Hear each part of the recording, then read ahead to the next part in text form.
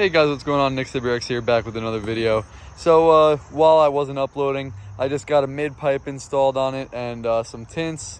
You can see the tints, mid pipe's obviously brand new under the car. I got another video coming up for that. It's being worked on right now, but I'm just getting some minor things done first.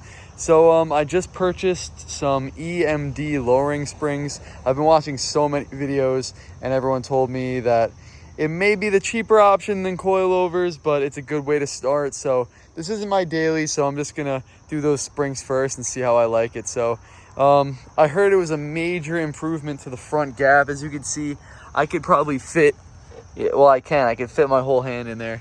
And on the back side, it's actually not bad, but it's still definitely a pretty big gap.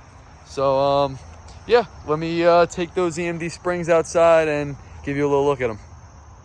Hey guys, right, I'm back and I just laid everything out in the trunk.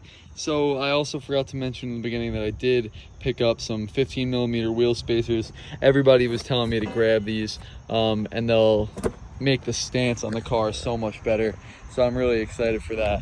But these are the springs. I just took them out of the box. I just bought them brand new from Tuner Motorsports with some of the points they gave me from my last purchase. So yeah, these were about 80 bucks for the spacers, and I think the springs were around 320, maybe 350.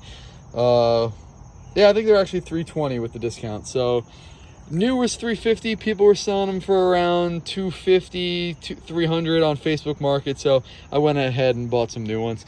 I mean, they look pretty good. They're quality. They're clean. So all right, we're gonna go get them, put them on the car, and we'll catch back up with you shortly. Hey guys, we're back. I just got the EMD springs installed, and holy crap, do they look insane. Check this out, I'll come show you. So I remember just a few seconds ago, I was showing you the gap. Look at that. And the rear, totally different and so worth it.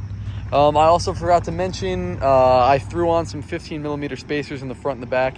And does that make a difference? Yes. Some people are debating whether or not to get them with the OEM wheels. And let me tell you, let me zoom in real quick. It is a night and day difference. Seeing this thing roll down the street, it is so mean. It is drastically different with the spacers and the springs.